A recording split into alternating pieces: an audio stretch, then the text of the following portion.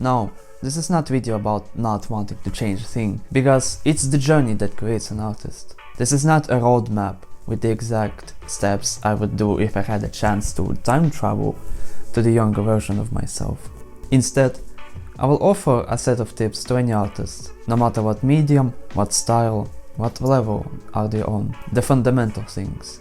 The mindset that would allow me to progress much faster. Nonsense! I won't change a thing about my journey.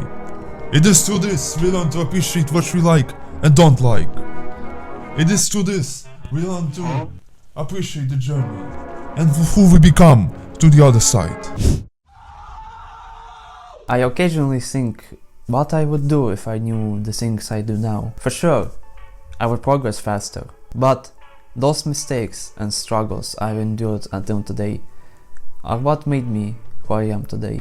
And I'm grateful that I have an opportunity to share my insight with you, my fellow creator. In the end, I would agree that there are some things that I would like to know when I just started out in my journey. And while I don't stress about it too much, as dwelling on the past is not healthy, I can still share what I know to you, my aspiring creator, because it would allow me to draw beautiful buds much faster.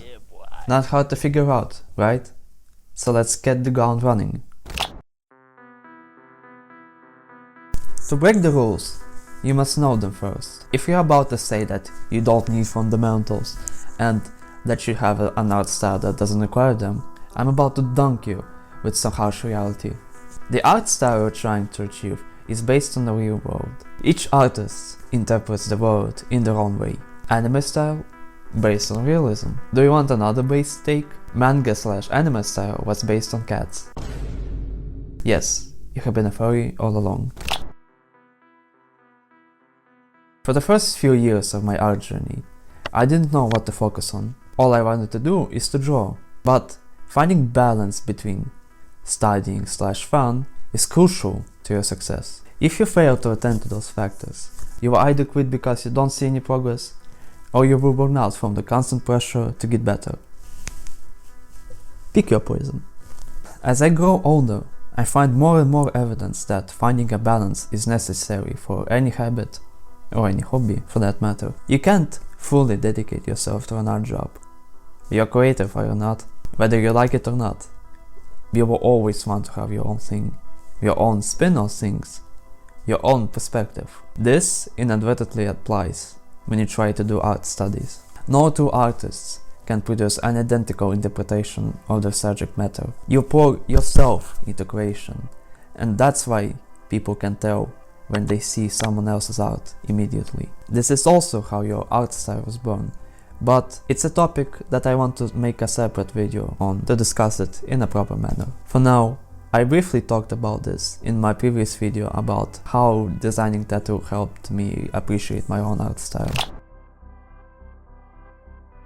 There's only so much you can do on your own. If I knew that from the beginning, I wouldn't cringe from the fact that I need to share my work to others to improve, or consume educational content on a regular basis, or biting the bullet, calming down my ego, and submitting my artwork for constructive feedback. I'm not proposing this if art is just your hobby or improvement isn't a priority. That's a whole different story if you plan to take it professionally. We, as humans, love to get comfortable as quickly as ice melts under the sun. It's not unheard of to get stuck and become stagnant in your old ways. You would look at my art and think that I have already figured out everything, that I love experimenting, that I love discover new ways to express myself with my art. But I'm just as lazy as you are. I'm not telling you to never let them know your next move and bounce between mediums and styles like a hopscotch. What I'm telling you instead is to be on the lookout for a chance to get a fresh set of eyes on your artwork, and find time to consume educational content. And if you can, invest in a course that suits your best interests. The term self-taught ain't cool anymore. I dare to say it's a scam. And would you care to guess? Binging on a crap ton of art tutorials doesn't make you self-taught anymore. Education is just a shortcut to solve mistakes that would have taken years for you to self-discover. Thread the beaten path that is boring. Then, do your own thing. This advice is about being mindful of your progress. You need to be clear on what you want to achieve with your art. Getting clear on your goals sets you free from the distractions. I didn't know what or how exactly I wanted to go about my art journey. I didn't want to research the possible routes. I didn't know what to expect.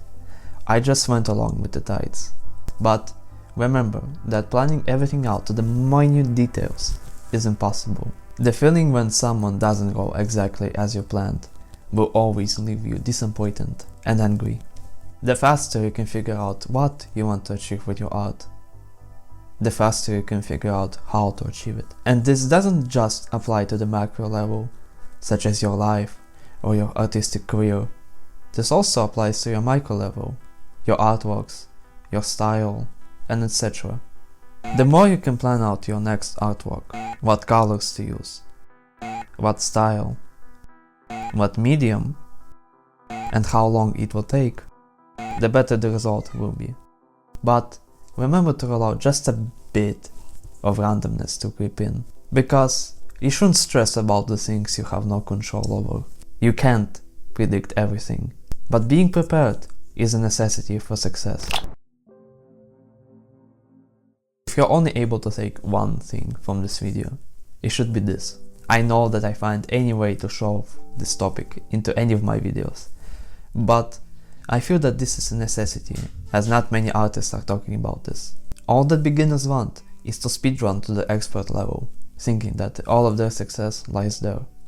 Art is a subjective thing, and, of course, no one can say no to great fundamental skills, but you can't apply the same skills if you have no drive left to create. And don't let anybody tell you can't draw that thing, or that you should get rid of your same face syndrome as soon as possible, as if that's an Achilles heel for any aspiring artist, or that you shouldn't draw the same thing over and over, because drawing the same thing over and over will make your art boring for some reason, or when you force yourself to try a different medium or a different style, not because you were curious and wanted to experiment, but because a famous artist told you so. You don't have any obligation to follow an established figure if their worldviews don't align with yours. I actually have a bone to pick with this. You see, many artists recommended to draw ugly faces because objectively beautiful faces are boring. To be specific, they recommend Earth's World Instagram account, which is filled with amazing inspiration for human faces. But if your only goal to draw nature, animals, pretty doll faces or butt cheeks, what's there to gain if you force yourself to draw a bunch of old hags? You'll burn out. Stop following someone else's advice close to heart, just because they have a bigger following than you, or they say that they're an expert. And that applies to my videos too. So, what do I want you to do? I want you to follow your heart. I want you to understand yourself, to know yourself. Who cares if your line art isn't perfect? If you do and you want to improve on it, that's your call. If instead you want to try a different style or a different medium, because you feel that you will feel more creative that way, nothing should stop you. If you like variety in human features and want to capture as diverse crowd as possible, nothing should stop you. If you want to draw only one thing for the rest of your life, nothing should stop you. No two people are alike. No two artists are alike either. You are allowed to have your own preferences, and you are especially allowed to change them. You are not obligated to stay one-trick pony for the rest of your life. Artists need to evolve, yes, but how and when? That's for you to figure out, and that should excite you. But with that said, I'd love to hear from you. Are there any tips or advices that you would love to share to your younger self that you would think would help with their art journey? Pick up your pen and start drawing.